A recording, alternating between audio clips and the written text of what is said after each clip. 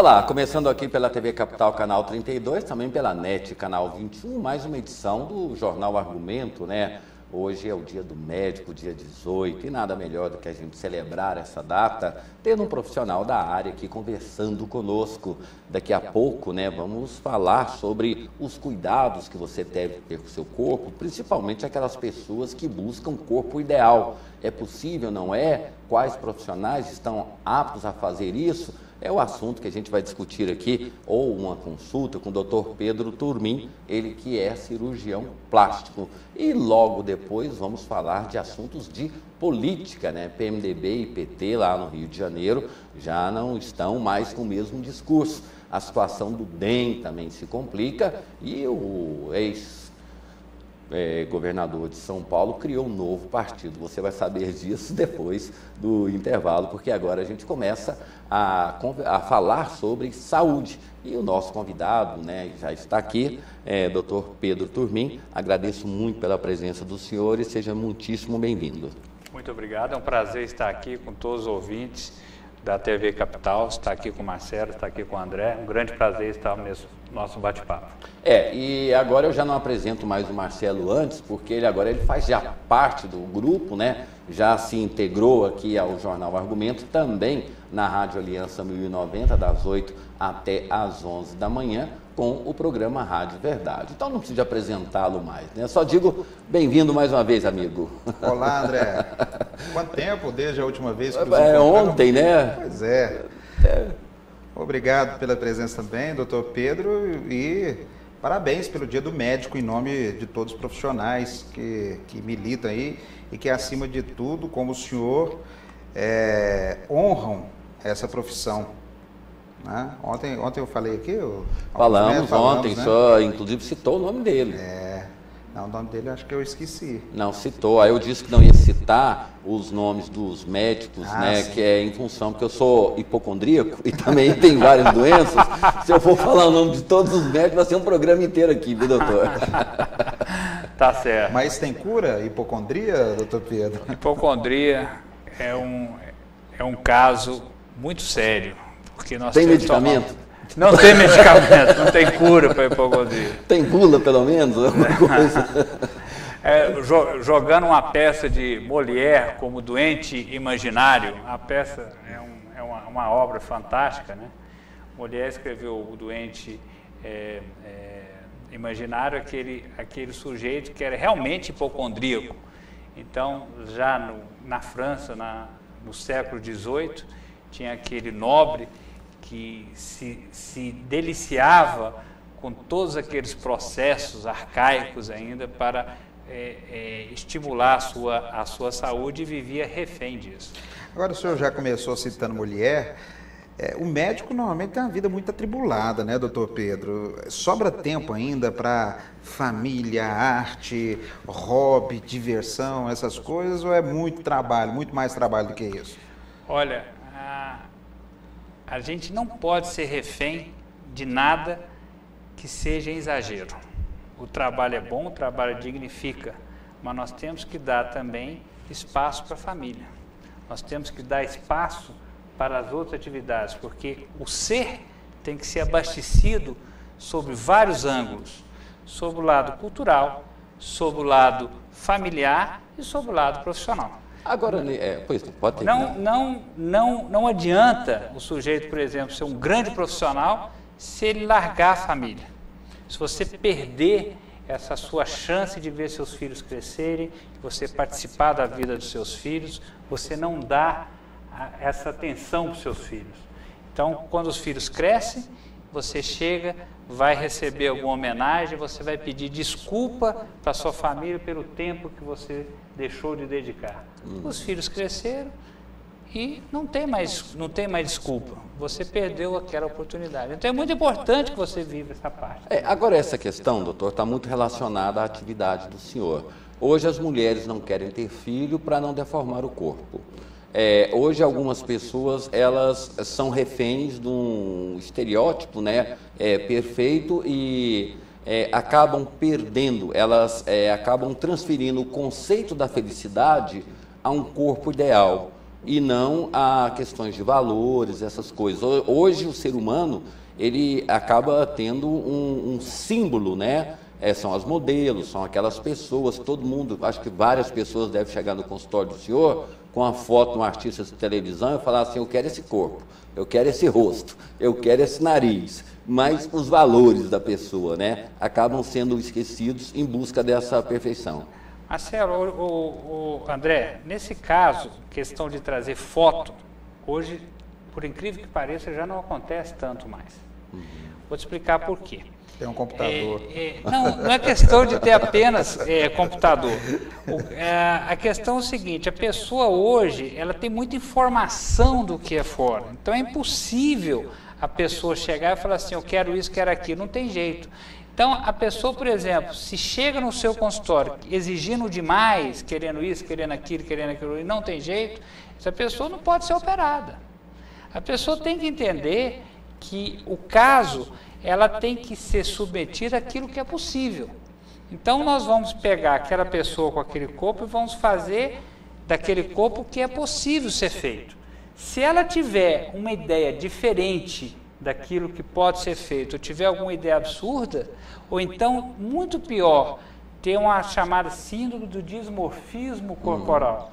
Aquela pessoa que só se vê feia, por tudo que você for fazer nela, vai estar feio. Essa não é uma candidata à cirurgia plástica. Agora, hoje, qual que é a exigência? A exigência de saúde, você tem que ser magro, você tem que malhar, tudo é uma exigência muito de saúde. Então, está ligando muito a saúde ao corpo. Isso não quer dizer que não vou dizer se está certo ou se está errado. Eu digo que tem que ter muito cuidado com relação a essa abordagem, porque a saúde é o bem-estar físico, mental e espiritual. Não adianta nada você estar bem fisicamente se você não está espiritualmente. E tem um aspecto, doutor, se eu estiver errado, por favor, me corrija. A cirurgia plástica, ela surgiu como uma cirurgia reparadora. Hoje ela é muito mais estética, né? Ou seja, as pessoas tinham alguma deformação em função de acidentes, coisas assim, elas buscavam a cirurgia plástica para reparar. Hoje as pessoas já buscam com objetivo estético, né? Não é nem mais a questão da reparação. Ou estou errado? Nós estamos hoje, a tendência hoje é acabar com essa diferença, cirurgia estética e cirurgia reparadora. Qual que é a definição de saúde da Organização Mundial de Saúde? Saúde é o bem-estar físico, mental e espiritual. Então, a pessoa, por exemplo, que busca uma cirurgia estética, vamos dizer assim, cirurgia, colocar uma próstata de mama, isso é estético. Então, a cirurgia estética é porque, não, ela não precisa. Precisa. Se for uma moça que não tem mama, ela se sente mutilada. Ela vai sentir que ela não está bem. Ela não vai ter aquela... Se for uma moça que está entrando na puberdade, está entrando, uma jovem adulta, uma jovem mulher, ela não vai se sentir bem com o namorado, não vai se sentir bem para colocar uma roupa, que isso é exigido hoje da sociedade. Uma criança com 7 anos de idade, que tem orelha em abano, 5 anos, que tem orelha em abano. O que a orelha de abano traz de malefício para uma pessoa fisicamente? Nada, mas espiritualmente traz demais. Então você vai corrigir aquilo para evitar um bullying na escola, você vai evitar que a pessoa seja introvertida, isso você vai mudar o resto da vida daquela pessoa. Até que ponto? Porque as cirurgias, elas, quando começam, elas nunca terminam, porque o senhor falou, por exemplo, sobre a questão da mama. Nós somos feitos assim, temos que nos entender dessa forma. Porém, algumas pessoas confundem uma cirurgia nesse aspecto. Não, eu coloquei um silicone e isso melhorou a minha autoestima. Agora eu vou para a barriga. Depois eu vou para as pernas, não, depois eu vou para isso. Aonde está o limite Muitas vezes a pessoa para ali. A gente tem que entender qual que é aquela que está refém da cirurgia, buscando o corpo ideal, aí que entra o dismorfismo corporal. Se ela tem aquela tendência de não gostar de nada dela, tudo que faz é pouco, então tem que pôr um freio, porque muitas vezes ela não vai ficar feliz. Qual mulher que vai ficar mais feliz? Aquela que perdeu 50, 60, 70 quilos, uma cirurgia bariátrica, perdeu muito peso. Ela faz aquela plástica de abdômen, não fica aquela plástica perfeita, porque é impossível. Muitas vezes ela fica muito mais feliz do que uma outra que tinha aquela barriguinha, tira aquela barriguinha, mas ela está olhando ainda contra a luz, contra alguma coisa, ainda tem uma gordurinha aqui, tem uma coisa aqui, coloca aquele biquíni, ainda está apertando, está sobrando pele. E a coragem do médico em dizer não para essas pessoas? Tem que ter coragem, porque senão ele vai ter um problema depois, um pós-operatório, porque nunca vai chegar a um ponto em consenso. Quando o senhor falou no início da entrevista que existe a questão do possível, o limite ao possível, e tem esse aspecto que o senhor aborda também do aspecto psicológico, quando é que um profissional vai medir, vai constatar, não, isso não pode ser feito? Olha, isso vai muito de experiência, tá? Hoje a abordagem que a gente faz, eu tenho 23 anos de cirurgia plástica como médico especialista. Tenho mais tempo, na época eu fazia residência, não era especialista, mas daria mais ou menos 26 anos. A abordagem que a gente tem do paciente hoje é muito diferente do que há 20 anos atrás. Existem algumas situações. A situação hoje, como é hoje, a sociedade é hoje, é muito diferente de 20 anos atrás. E a experiência que você tem, analisando, conversando com o paciente, é muito diferente hoje do que eu tinha há 20 anos atrás. Principalmente pelo nível de informação. Então, pelo nível de informação e tudo que você vai. Você tem que ter um feeling, um sexto sentido muito aguçado, porque nem sempre conseguimos detectar problemas maiores em um paciente nessa uma hora de consulta, por exemplo. Vou te dar um exemplo. Se você não conhece uma determinada pessoa que chega no seu consultório. Ela chega no seu consultório, do nada chega lá. Ela pode ser bipolar. O bipolar ele tem fase maníaca, que está excitada e tudo, e tem fase depressiva. Vai que ela está na fase maníaca, que está empolgada, falando, tudo é bom, maravilhoso, entra, eu quero isso, quero aquilo, vai estar. Tudo bem, você não detectou aquilo. Ela volta depois no seu consultório, vai trazer uns exames. Você continua conversando e sentindo aquilo. Se você nota alguma coisa, se ela entrou naquela fase de depressão, você já acende o sinal de alerta. Tem alguma coisa errada. Ela veio com o humor de uma vez e veio com o humor do outro jeito. Outros casos em que você não detecta isso, você pode ter um problema no pós-operatório. Ela entra numa fase de depressão e naquela fase de depressão tudo está ruim. E estando tudo ruim, aí a gente pode ter um problema de aceitação de determinado resultado. Doutor, como é que o senhor vê essa comparação que é feita hoje do cirurgião plástico com o escultor? O que trabalha na oficina, aquelas pessoas que reparam carros, né? São os lanterneiros, né? Os lanterneiros. Porque a pessoa ela vai na clínica do senhor, faz um orçamento, vai na outra clínica, faz o orçamento. Doutor, quanto o senhor cobra para fazer um implante da mama? Tanto. Não, mas fulano de tal cobrou menos. Vira, na realidade, um trabalho de lanterneiro, né? Porque as pessoas não têm a consciência de que é uma cirurgia que tem um altíssimo risco, né? Porque toda cirurgia, ela provoca risco. Aí começam as mutilações. E aí a cirurgia plástica, ela acaba sendo condenada por um preconceito das pessoas entenderem o que é a profissão. Como é que funciona isso hoje? Porque todos os médicos oferecem cirurgias rápidas e milagrosas. Aí que está a diferença. A pessoa tem que entender, isso é uma coisa que a gente chama atenção demais, a Sociedade de Cirurgia Plástica está chamando atenção muito para isso, tem que saber diferenciar os profissionais. E os profissionais também distinguir determinado paciente. A cirurgia plástica hoje está muito popular. Sim. Popularizou demais. Por quê? Aumentamos o número de cirurgiões plásticos, aumentou demais o número de clínicas e aumentou demais a propaganda da cirurgia plástica. Cirurgia plástica é uma cirurgia como outra qualquer. É uma cirurgia que envolve anestesia, envolve um tratamento da pessoa, envolve riscos, envolve um pós-operatório e não se pode falar assim, só porque é estética eu sou obrigado a ter um resultado. Não. Cada um tem uma resposta diferente a determinado procedimento. Eu faço lipo numa mulher A, a mesma lipo na mulher B, a mesma lipo na mulher C. Eu vou ter 3 comportamentos diferentes. É a mesma coisa, vou fazer uma hérnia numa paciente, outra hérnia na outra, outra hérnia na outra. Aqui, determinada paciente pode ter uma recidiva dessa hérnia. Pode voltar essa hérnia. Eu vou tirar um tumor de uma paciente, uma cirurgia oncológica. Eu não posso ter garantia que esse tumor não vai voltar. Então, um paciente, por exemplo, primeiro, ele tem que ter consciência que cirurgia plástica é uma cirurgia séria. Então, tem que ser feito por um médico sério. Quem que é o médico sério? Um médico membro da Sociedade de Cirurgia Plástica, porque ele fez residência.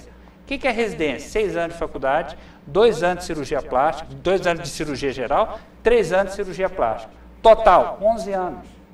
A lei brasileira não impede que médico nenhum exerça qualquer atividade sobre nenhuma especialidade. Então, por exemplo, se um médico que formou, se quiser começar a fazer uma cirurgia cardíaca, ele pode fazer.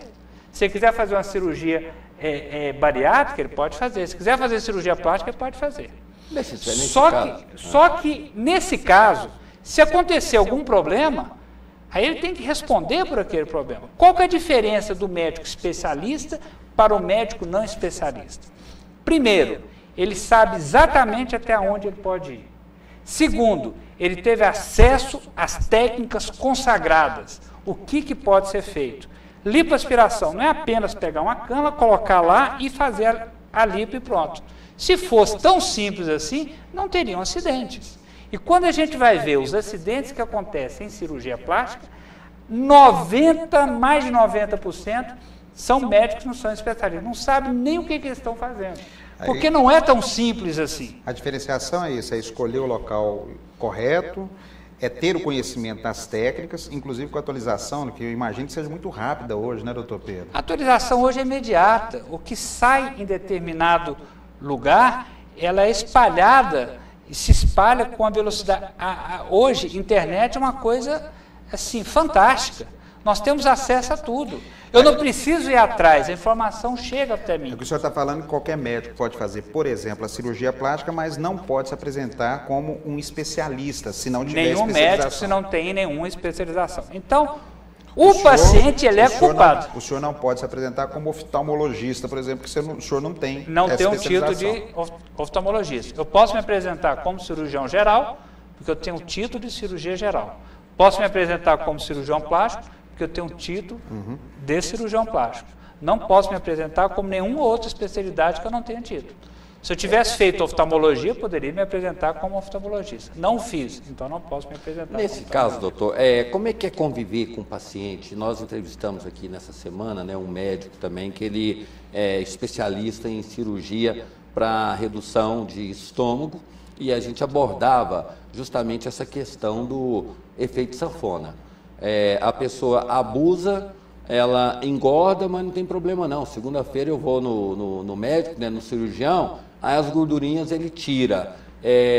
Vende-se isso com muita facilidade, né? Agora, quais são os prejuízos? Porque muitas pessoas falam, não estou preocupado em engordar, não estou preocupado com isso não, qualquer coisa eu faço uma lipo, qualquer coisa eu faço isso, faço aquilo, como se não fosse uma cirurgia, como o senhor mesmo disse, né? Como se tivesse risco, como se fosse a um salão de beleza pentear o cabelo. Abusam do corpo, não, eu vou no médico lá, o médico resolve o meu problema. Então, assim, faz 1, 2, 3, 4, 5, 6, 7, 8 lipos, como se fosse no salão de beleza arrumar o cabelo. E não conhecem o risco. O caso específico da lipoaspiração, existe um grande problema que a segunda lipoaspiração é muito mais difícil que a primeira. A terceira ainda é mais difícil que a segunda, porque existe um processo de fibrose, uma cicatrização interna. Essa gordura é substituída muitas vezes por trabecas fibrosas, que impede muitas vezes de fazer uma lipoaspiração como da primeira vez. Então, o segundo resultado nem sempre é igual ao primeiro. O terceiro nem sempre já é igual ao segundo. Então, a tendência é não ter bons resultados se a pessoa insistir em fazer cada vez mais lipo. Então, a lipoaspiração ela só funciona no paciente, primeiro, que não é obeso, que existem limites para serem retirados. O máximo 5%, estourando 7% do peso corporal. Isso já é uma determinação do Conselho Federal de Medicina e Sociedade Brasileira de Cirurgia Plástica. Passou disso, o risco de se ter um problema é muito grande. Então, a pessoa tem 100 quilos, eu vou fazer uma lipoaspiração, quero perder 20 quilos. Errado. A possibilidade dela ter uma complicação e morrer é grande. Então, não pode tirar aquele tanto 20 litros. Não existe isso. Você não pode tirar. Vou tirar 5 litros, 7 litros de 100 quilos. Vai fazer alguma diferença? Não. Por isso que não é indicado para tratamento de obesidade. E por que é só para... Porque já foram feitos estudos, porque a lipoaspiração, por exemplo, ela expolia. Primeiro você está agredindo. Você tem uma área. Se você pegar uma área grande, você agredir o corpo como um todo, o corpo vai ter uma resposta a um grande trauma. Qual que é a diferença da pequena queimadura à queimadura completa? A agressão ela é maior. Então você tem que... Toda cirurgia é um tipo de agressão. E essa agressão tem que ser medida, tem que ser dosada. Então, você dosando essa agressão na medida certa, você vai ter um excelente resultado. Então, essa é a grande diferença de você fazer. E outra grande diferença, não se pichincha cirurgia com ninguém. Não se pichincha cirurgia, não se pichincha uma cirurgia cardíaca, não se pichincha uma cirurgia neurológica. Não se pechinche, a não ser que você não tenha dinheiro e tenha que fazer, aí você chega e conversa com o médico. Eu não tenho condições, mas eu preciso fazer. Vamos chegar no jeito, o que você pode fazer para mim? Não é chegando, tem um orçamento, tem outro orçamento, você vai bater aquele orçamento? Não é uma oficina mecânica. E o profissional que se submete a isso, está fadado a ter um insucesso. Ele acabou de me convencer, André. Não vou fazer lipoaspiração mais. Vai perder peso. Exato. Doutor, uma outra questão que é muito difícil de lidar com o paciente. A questão, o senhor estava falando de prótese mamária. A mulher, ela tem aquele conceito de quanto mais volumosa a prótese, mais para ela significa um corpo perfeito, chama mais a atenção. Aí vai no médico, o médico fala assim, a sua prótese é de 250 mililitros, né? Ela fala, não, eu quero 400. Tá. Porque aí, assim, como é que se trabalha isso? E, mais importante, né? As consequências, porque tem médico que faz. Tá. No caso da consulta, a consulta do paciente que quer fazer, da paciente que quer colocar uma prótese de mama, ela é um pouco diferente. A paciente muitas vezes não tem ideia do tamanho da prótese. Muitas pacientes nunca viram uma prótese. O melhor jeito, você pega um molde, tem um sutiã, coloca o molde no sutiã, a pessoa vai ver aquilo. Tem muitos que chegam e falam assim, eu quero 400. Já viu uma prótese de 400? Não, mas uma amiga minha, operou com o senhor, ela colocou 400. Eu falei assim, que amigo? Fulano. Não, fulano colocou 400. Ela vem com uma ideia diferente da amiga. Às vezes, uma fala, aquela conversa, uma diz que outra falou, chegou no final da fila, uma imagem, uma notícia completamente trucada. Então, essa paciente, ela vai experimentar, olha que tamanho que fica, tem uma ideia diferente, eu vou colocar uma prótese que vai levantar a mama. Não, a prótese não tem nenhum artifício que você coloca lá, ela emite radiações, ou ganchos, ou retrações, ou cordas que vão levantar a mama. Não, ela é estática. Ela, do jeito que colocou, ela fica. E a mama, quanto maior, mais pesada ela fica. E tem uma lei que nunca vai ser revogada, chama Lei da Gravidade. Essa lei não vai acabar nunca.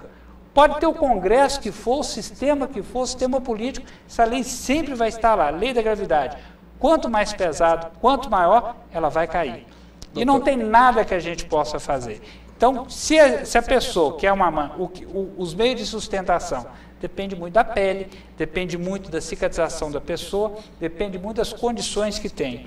Uma pessoa que tem uma mama caída, quer levantar a mama e tacar uma prótese grande para ela encher e para ficar dura, está redondamente enganada que ela vai ficar em pé. Ela vai cair. Nesse aspecto, existem cirurgias que são de pele, né? Porque a mulher, às vezes, ela tem uma mama perfeita, mas tem um excesso de pele. Só que ela não entende isso. Ela quer uma prótese de silicone. Aí o médico fala assim, não, o seu problema é fazer uma cirurgia de pele. Aí ela fala, não, vou no outro, porque esse aí ele não quer me atender. Qual que é a diferença?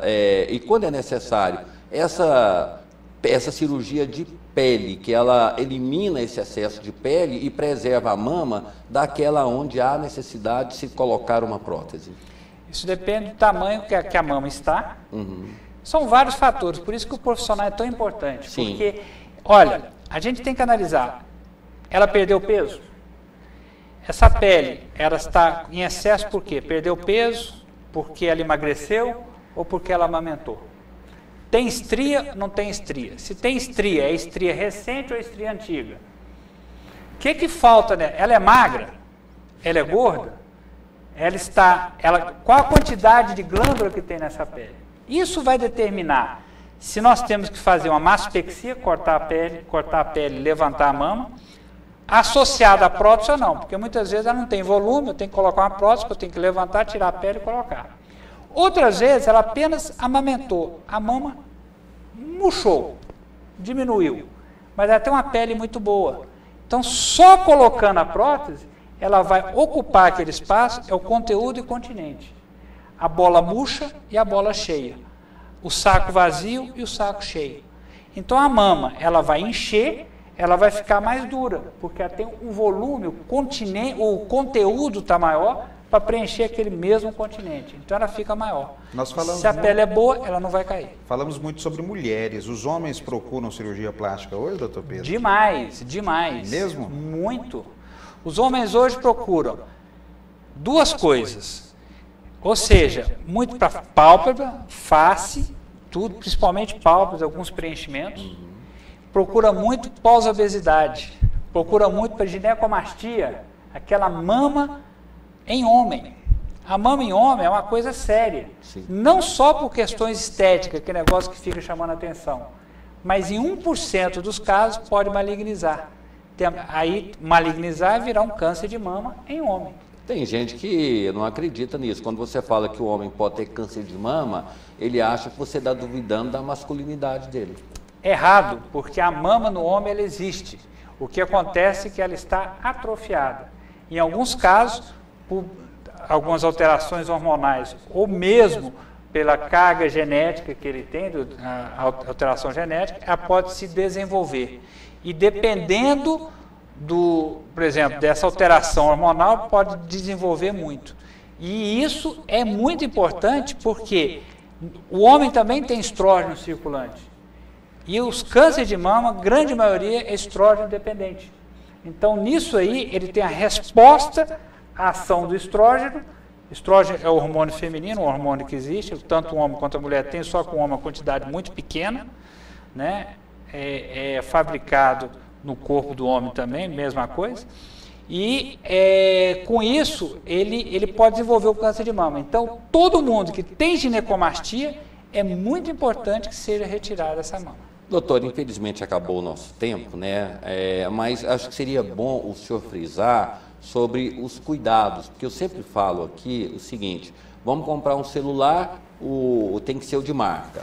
Vai comprar um tênis, tem que ser um de marca. Aí vai ao médico, é o mais barato.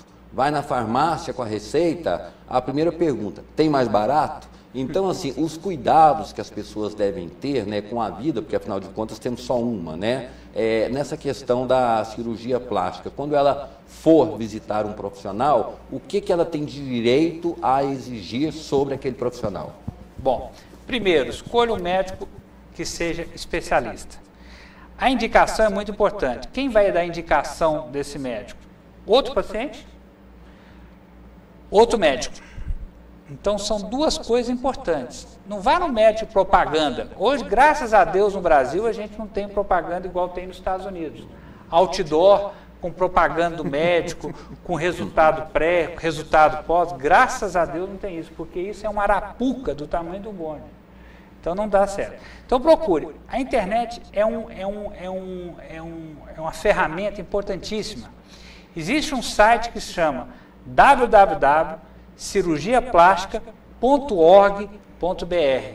É o site oficial da Sociedade Brasileira de Cirurgia Plástica. Repita, por favor, é importante. cirurgiaplástica.org.br. Sem acento, tudo junto.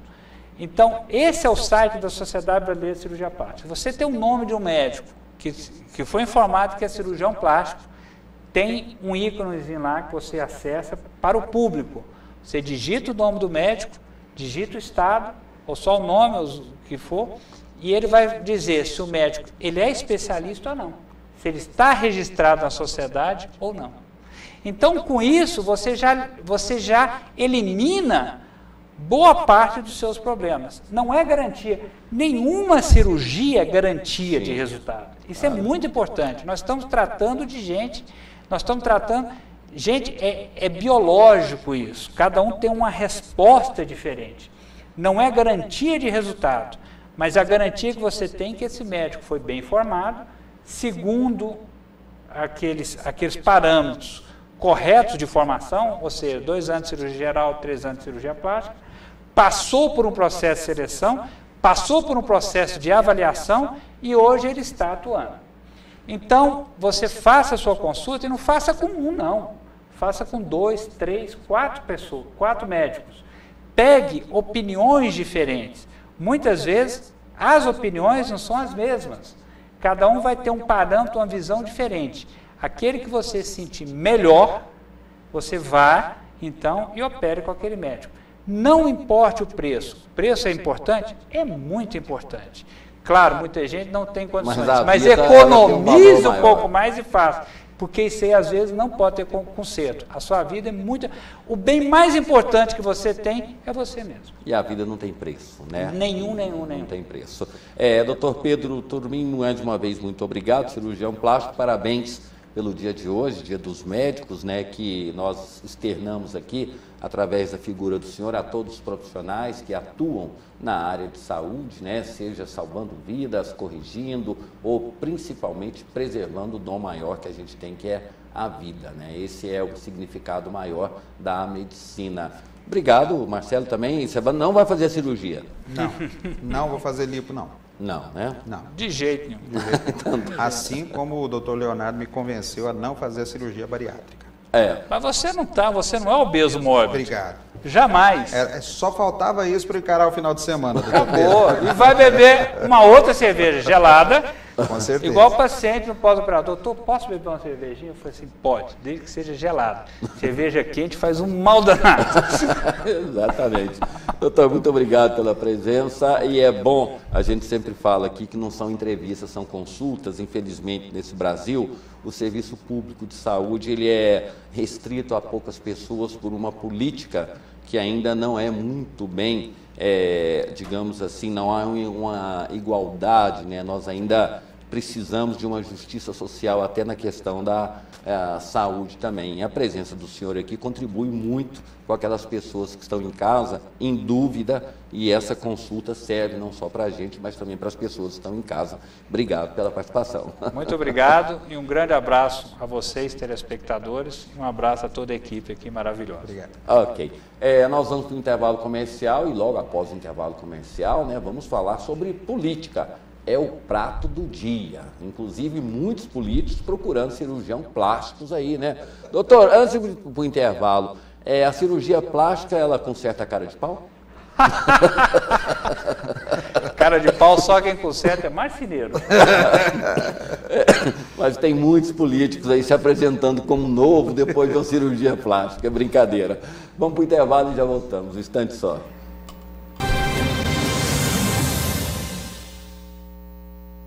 Volta com o Jornal Argumento aqui pela TV Capital, canal 32, né? Hoje é sexta-feira, o dia mais de descontração e também de muita articulação política. Amigo Marcelo Heleno, foi divulgado ontem, né, que havia um clima não muito cordial entre PT e PMDB, e ontem houve uma reunião lá no Rio de Janeiro e PT e PMDB romperam. Vão ter candidatos, cada um vai ter seu candidato disputando as eleições no Rio de Janeiro. É um prenúncio ou é uma situação isolada, na sua opinião? Não, isso aí existem situações que são regionais. Na eleição passada não tinha discussão no Rio, porque o Sérgio Cabral era o governador, muito bem avaliado, candidato natural à reeleição, e o PT não tinha muito o que fazer. A situação agora é diferente. O Sérgio Cabral está bancando a candidatura do vice dele, que tem o apelido de Pezão, certo? Só que o PT acha que o Pezão é pesado demais. E o que contribui O que a gente está vendo pela televisão, que são essas manifestações, isso é pouco. O grande problema do Sérgio Cabral hoje é que, ao contrário de 2010, ele está muito mal avaliado. Ele em levantamento recente, até coisa de 3 meses atrás, era o governador com pior avaliação no país. Exato. Pior avaliação no país. Então, o sucessor dele deixa de ter aquela condição natural. Porque quando você vê um governador muito mal avaliado, a tendência é que ele não consiga se reeleger, caso fosse candidato, não é o caso, que não há a possibilidade, nem consegue fazer seu sucessor. Porque toda vez que esse Pezão subir no palanque, vão lembrar do Sérgio Cabral, não vão lembrar do Pezão. O Pezão tem um Cabral que é muito pesado para ele hoje. E já vem essa discussão desde quando começou esse processo. O PT tem o senador Lindbergh Farias, que foi presidente da UNE, né? Como o nome natural do partido lá, quer lançar o candidato a governador e achava que era a hora do PMDB apoiar o PT. E o PMDB não abre mão. Mas aqui em Goiás foi ventilada a possibilidade de um rompimento, inclusive até o nome do prefeito de Anápolis, Antônio Gomide, seria o nome do PT ao governo de Goiás, independentemente dessa aliança com o PMDB. Como é que se explica isso? O problema é que tem gente no PMDB que acha que tem que avançar na articulação. E para avançar nessa articulação, o PT é um fator que seria um empecilho nessa articulação. Porque até hoje não aprendeu a ser posição, ainda continua exercendo muito bem o papel de oposição. Porque há resistência, haveria resistência, no caso da participação do PT, no caso de composição com o Vanderlan Cardoso, porque o Vanderlan tem que dar palanque para Eduardo Campos. Se o PMDB não estiver junto com o PT, em tese, pode-se abrir o palanque para Eduardo Campos.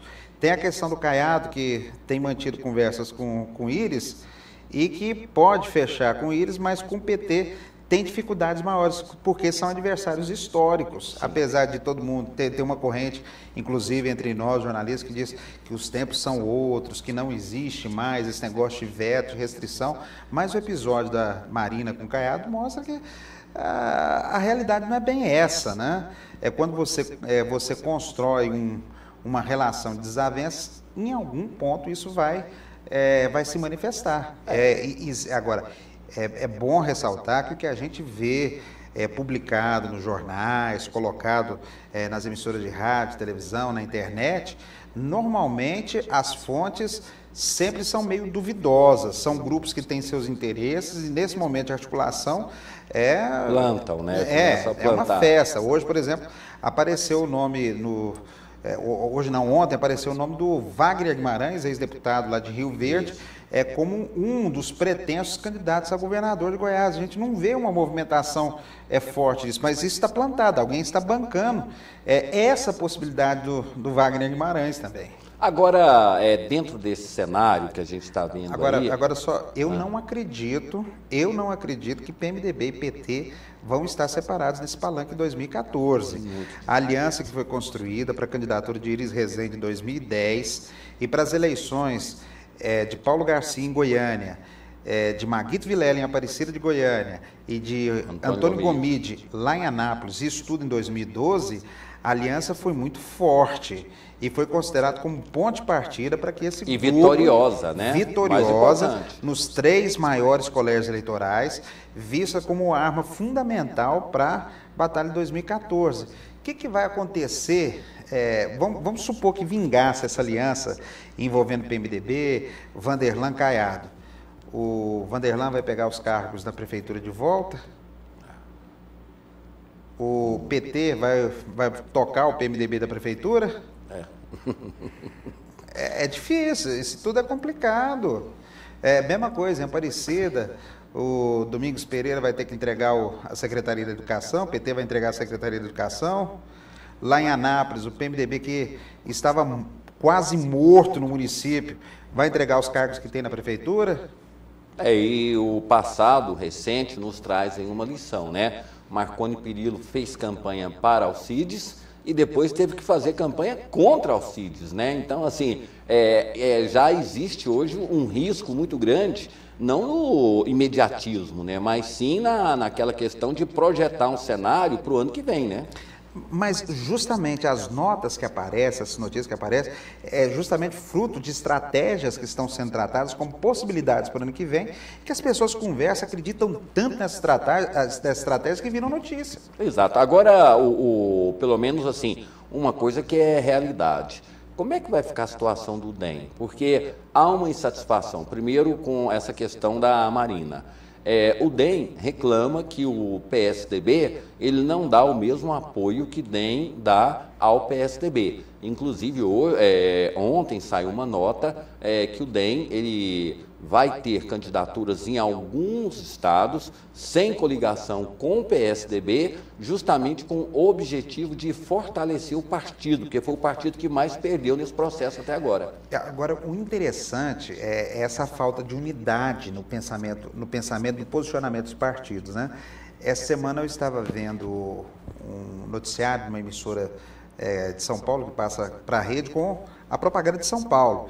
Foi justamente que estavam as pílulas do DEM, ressaltando o governo Alckmin, os avanços que essa aliança com o PSDB trouxe para São Paulo, botando o PSDB lá em cima. E essa é a postura histórica do DEM. Aqui existe um problema? Existe um problema. É um problema político entre o Caiado e o Marconi, os dois principais líderes, que pode ser resolvido como? Não sei. O DEM tem vivido muito em função das vontades do Caiado. Em relação ao cenário que tinha em 2010, o DEM saiu das urnas com um vice-governador que foi para o PP. Isso. Com um senador que foi cassado. Exato. 3 deputados federais, 2 saíram, ficou só o Caiado. Na Assembleia Legislativa, tinha 2, ficou só o Hélio de Souza, que é mais marconista do que os que saíram. Tanto é que ele era líder do governo na Assembleia, né? Então como é que faz? O DEM vai continuar vivendo essa contradição. O Caiado não aceita apoiar o Marconi, não aceitou isso em 2010, ele foi voto vencido, ele cruzou os braços na campanha, foi cuidar da campanha dele para deputado federal, foi reeleito. E agora, o problema de Caiado é que o DEM não pode apagar essa história de uma hora para outra de ser um aliado importante do PSDB. Ele vai ter dificuldades, uma certa dificuldade em construir uma possível aliança com o PMDB internamente, porque tem gente do DEM que não quer nem ouvir falar, assim como tem gente que acompanha o Caiado cegamente nessa divergência com o Marconi. Tem gente que não admite essa aliança com o PMDB. Com o PT, envolvendo o PT, então, nem pensar. Impossível.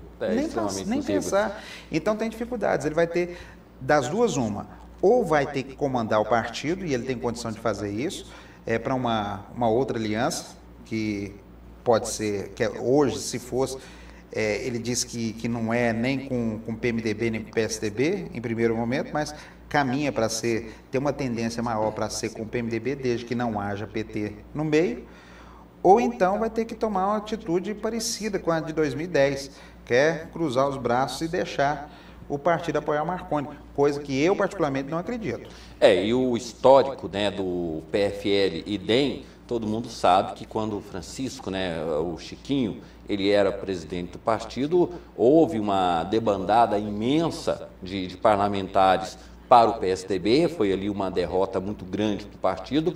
Recentemente agora, com a criação do PSD, o DEM também foi o partido que mais sofreu baixas. Então, hoje, a questão do DEM é o quê? É conquistar algum cargo ou tentar renascer no cenário político? É renascer. E o DEM tem essa dificuldade. É um partido que foi perdendo espaço, e de um partido médio está se transformando num partido nanico. Essa é uma realidade. Correndo vários riscos, o DEM né? não Inclusive consegue... perdeu a Bahia ali, que era aqui em Goiás, o DEM não consegue fazer vereador em Goiânia. Isso é muito sintomático. E aí há aquela questão, né, de que o tempo na televisão, ou seja, coligação, uma série de coisas acaba prejudicando o partido também. Isso tudo está minguando. O DEM ainda é um partido cortejado para a aliança, porque fornece um tempo de televisão ainda considerável, mas já foi maior. A representatividade já foi maior. Já foi, o PFL foi o segundo maior partido do Brasil. E não é só aqui, na eleição para governador, na anterior tinha elegido só o Arruda, que foi cassado. Na passada, 2006, 2010 conseguiu eleger Santa Catarina e Rio Grande do Norte. Santa Catarina foi para o PSD também. Então, é o momento do DEM, na eleição municipal passada, a grande vitória do DEM, a que realmente pode ser comemorada, lembrada, é de ACM Neto em Salvador. Sim, exato. Foi uma grande vitória, mas é exceção à regra geral. O DEM não tem conseguido resultados eleitorais satisfatórios, e isso é fruto da falta de uma articulação maior, de uma definição maior, inclusive, de sua postura no cenário nacional, nos cenários regionais, nesse tempo em que parece que todo mundo quer fazer acordo e tal, e os partidos são mais fragilizados. O DEM parece que vem se perdendo ao longo dos anos. Mas aqui em Goiás, muitos políticos que deixaram a legenda, eles culpam o radicalismo de Caiado.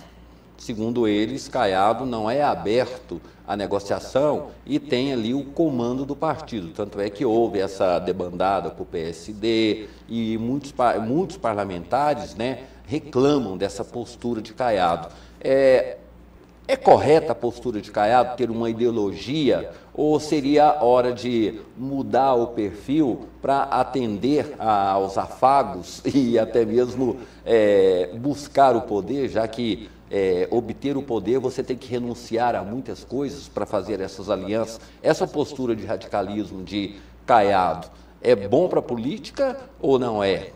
Ou bom para os políticos? Qual o bem e o mal dessa postura? Para a política é bom. A gente está precisando de gente como Caiado.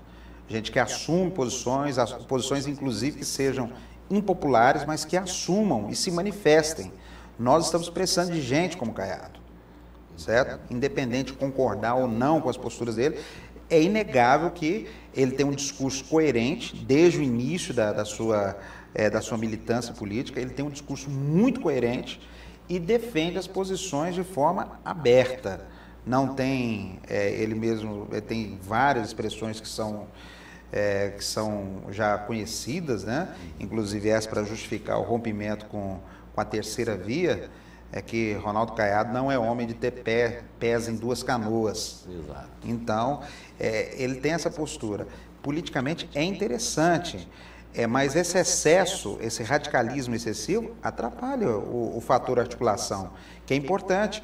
Nós já falamos aqui, o Caiado dos nomes que se apresentaram na disputa ao governo de Goiás é aquele que tem mais sintonia com uma coisa diferente, alternativa, que seja coerente, que seja mais independente. Ele é que tem esse discurso. E com um pouco de estrutura, ele conseguiria entrar na campanha eleitoral com seus 15%, 20%, se apresentando como um candidato viável. Agora, é verdade, ele tem essa posição radical que já leva para ele uns 30% de rejeição, o que seria perfeitamente normal, mas um fator a ser trabalhado. E essa falta de articulação, falta o quê? Faltam outros partidos ao lado dele, companheiros do lado dele, para fazer essa estrutura e dar o tempo de rádio e televisão que uma candidatura majoritária precisa.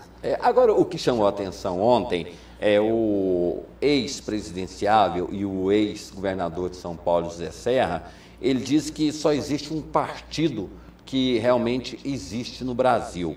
É o Partido da Frente Única contra o Erário. Aí ele faz ali que é o PUNC, né? O Partido Frente Única contra o Erário. Ou seja, foi feliz ou infeliz essa declaração de Serra? Ela pode ser interessante, mas ela é muito direcionada só ao povo do PT, né? Certo? Aí esquece que o PSDB também está sendo investigado, não só pelo Mensalão Mineiro, mas o caso do desvio de dinheiro lá dos trens, da construção de trens e metrôs em São Paulo. Para mim, isso é tiro no pé. Pode até ser divertido, mas é tiro no pé, no final das contas. Exatamente. E por falar nisso, né, a Operação Tarja Preta... Agora tem uma outra piada que circula nas redes sociais, você escolhe o político, põe lá a foto, o político que você quer denegrir, e depois ele fala, vem aquela montanha de dinheiro, não, tudo que eu consegui na vida é furto do meu trabalho. Boa. Errou ali a gramática. Furto do meu trabalho. Ou seja, só trocou o R de lugar, né? Furto do meu trabalho. E essa operação que foi desencadeada essa semana agora, e que já começa a desmembrar, outras pessoas já estão sendo envolvidas, a investigação ela está avançando, já tem gente dizendo que é uma ação eleitoreira, outras pessoas atribuem à Polícia Federal, outras falam que é uma ação organizada para tirar desses prefeitos, desse pessoal, digamos aí, o prestígio que eles teriam junto à sociedade para fazer um discurso de união, de composição, ou seja, estão dando uma conotação política a uma questão criminal. Não, pode até ter esse lado político, e é natural que tenha. Eu já citei aqui, tem um promotor, pessoa que eu respeito muito, que me falou uma vez, Marcelo, o que mais assusta é que de tarde a gente recebe pessoa para denunciar, a gente documentação, provas consistentes, aí chega em casa, liga a televisão, tá o denunciado com o denunciante abraçados, e a gente não entende nada. A mensagem que ele traz é o seguinte, quem denuncia normalmente não é o opositor, é o próprio companheiro. O chamado fogo amigo. O próprio companheiro que quer tirar poder de quem tem esse poder.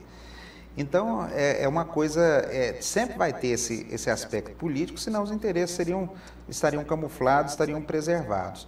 Agora, não haveria razão nenhuma de ser se não houvesse o fundo de verdade. Sim.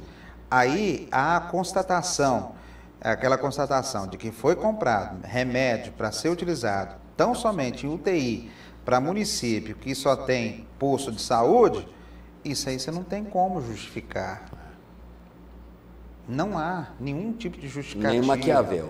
Não, todo mundo sabe, aí vem aquele papo de advogado, não, nós vamos nos certificar da denúncia primeiro para saber do que exatamente meu cliente está sendo acusado. O cliente sabe, é só passar o assunto, ele sabe.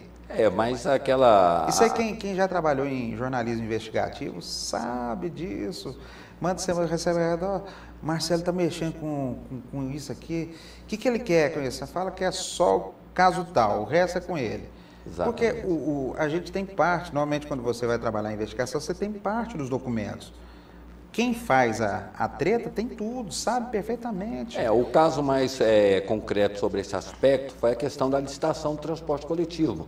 Nós recebemos uma farta documentação com vídeos, com depoimentos, com e-mails, ou seja, o dossiê completo, não precisamos de investigar nada, só atestar a veracidade da fonte e dos documentos, ou seja, já estava tudo feito, aí um desacordo fez com que alguém quebrasse a palavra e trouxesse esse dossiê à tona, né? Então, mais uma vez, fortalece o que você diz.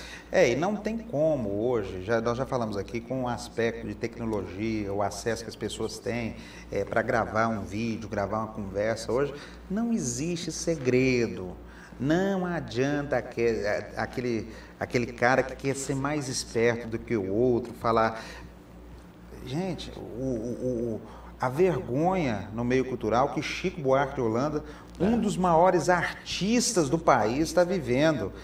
Porque está tendo uma polêmica aí sobre as questões da biografia, das biografias autorizadas ou não, e tem um autor de uma biografia que foi contestada em relação ao Roberto Carlos, o autor cita o Chico Buarque no livro dele, e o Chico caiu na besteira de dizer que nunca concedeu entrevista ao cara. Aí o cara escreveu um artigo rebatendo o cara, tudo. O cara escreveu um outro artigo contestando o Chico e mostrou gravações, inclusive em vídeo do Chico falando sobre o Roberto Carlos para ele. Aí a gravação está lá, você vai contestar o quê?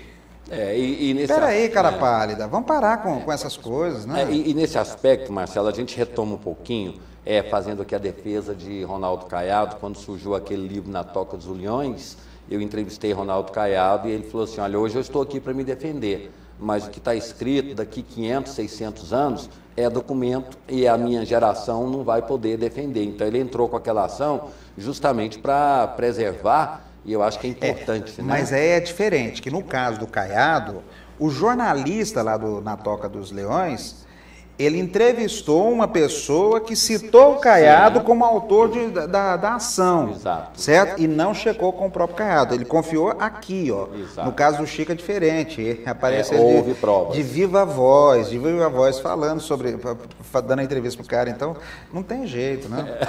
Bom, nós temos mais um minuto aqui para falar sobre um assunto. Você não tem bola de cristal, mas ontem você acertou. A presidente Dilma criou ontem um comitê para monitorar os preços dos serviços da Copa. E ela fala que não é intervenção, não. Ela fala que é só um comitê para acompanhar, porque os preços misteriosamente estão subindo justamente no período da Copa do Mundo, e ela criou esse comitê. Tarifa aérea 10 vezes acima do normal, diária de hotel 6, 7 vezes acima do normal. Então, não dá, né? O país vai virar uma festa para empresário, e só. E aí, é lamentável que o futebol, esse esporte tão popular, dentro do nosso país, vai ser assistido pela televisão. Isso é verdade. E, infelizmente, acabou o nosso tempo. Amigo, um abraço, né? Outro. E até domingo, né? Domingo. Ao vivo aqui novamente. Estaremos aqui com certeza. Até mais, André. Ok, obrigado. Terminando mais uma edição do Jornal Argumento, a todos vocês, nosso muito obrigado. Fiquem todos com Deus e até domingo. Tchau.